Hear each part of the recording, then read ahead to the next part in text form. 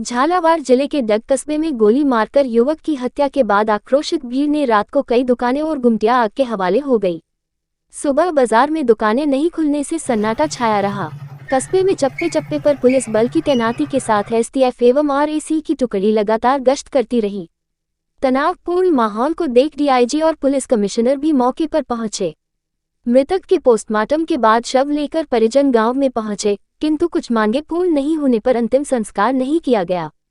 मृतक के ग्राम लसुड़िया में प्रशासन एवं परिजनों के बीच 6 घंटे से चली कड़ी मशक्कत के बाद अंतिम संस्कार के लिए परिजन की 5 मांगों के साथ समझौता हुआ, जिसमें आंगनवाड़ी में पत्नी एवं मृतक के छोटे भाई को अस्पताल में नौकरी तथा परिजन को 40 लाख रुपए की आर्थिक सहायता के साथ हमलावरों की अवैध संपत्तियों पर बुलडोजर की मांग पर समझौता हुआ। जिला कलेक्टर ने बताया कि एक हमलावर रेहान खान को रात को ही गिरफ्तार कर लिया एवं एक और हमलावर सोयल खान को जल्द ही गिरफ्तार किया जाएगा, जिस पर 25,000 का इनाम घोषित भी किया गया है। मुस्लिम द्वारा जो एक हिंदू युवक की हत्या की गई, केवल इसलिए हत्या कर दी गई कि उसकी गाड़ी टच हो गई। अवैध अगर उनके अतिक्रमण के मकान बने हुए हैं तो उनको ध्वस्त करना है, और जितने भी अपराधी लोग इस तरीके से अपराध कर रहे हैं उनके खिलाफ कार्रवाई, उसके साथ जितने लोग लगे हुए थे जो उसको समर्थन कर रहे हैं उनके साथ कार्रवाई का आश्वासन।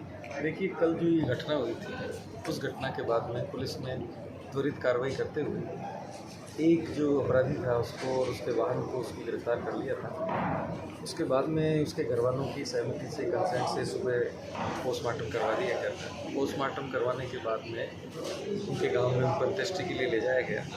तो लोगों का कुछ रोष, कुछ आक्रोश था। लोगों से बात की गई। बात करने के बाद में लोगों की 3, 4, 5 ऐसी मांगें थी।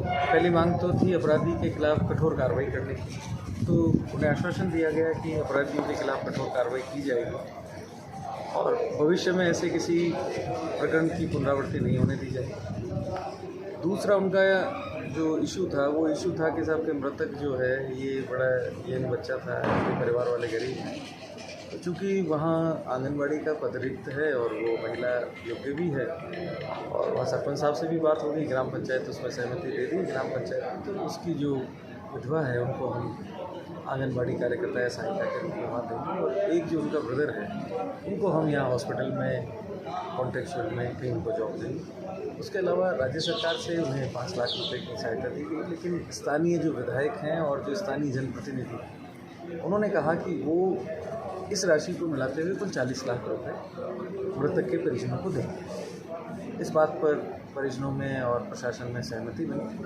और बहुत ही जिसको कहते हैं कि आम लोगों का, स्थानीय लोगों का बहुत सहयोग रहा और मृतक की अंत्येष्टि शांतिपूर्वक संपन्न कर दी गई, और जो भी भीड़ या जो भी थी उसको डिस्पर्स कर दिया गया। अभी वर्तमान में पूरे इलाके के अंदर शांति कायम है, और जो दूसरा जो मुख्य आरोपी है उसको पकड़ने की कार्रवाई की जा रही है, और जहाँ कहीं हमें इनपुट है कि वो छिप सकता है या जहाँ कहीं छिपा है वहाँ भी पुलिस द्वारा दबिश दी जा रही है। सर, कुल कितने आरोपी थे? आरोपी अभी तक 2 आरोपी आइडेंटिफाई हुए, उसमें से एक आरोपी को तो कल शाम को ही पकड़ लिया गया। एक आरोपी के पीछे पुलिस की काफ़ी सारी टीमें लगी हुई है, और विश्वास करते हैं कि बहुत जल्दी ही उसको भी पकड़ लिया जाएगा। इसके लिए हम लोग यहाँ पे कठोर विधिक कार्रवाई करेंगे। आरोपियों की गिरफ्तारी तो होगी, साथ ही के साथ उनका क्रिमिनल रिकॉर्ड पुराना छांट के अन्य जो उनके पास अगर कोई आपराधिक गतिविधियों से कोई संपत्ति उन्होंने अर्जित की है उस पर भी हम लोग विधिक कार्रवाई करेंगे। और साथ ही साथ कुछ लोगों का वहाँ पे ग्रामीणों का आरोप आ रहा था कि कहीं पर कोई अतिक्रमण की बात थी, तो उसमें प्रशासन के सहयोग से पूरा सर्वे करा के विधिक प्रोसेस के हिसाब से इस पर कार्रवाई की जाएगी।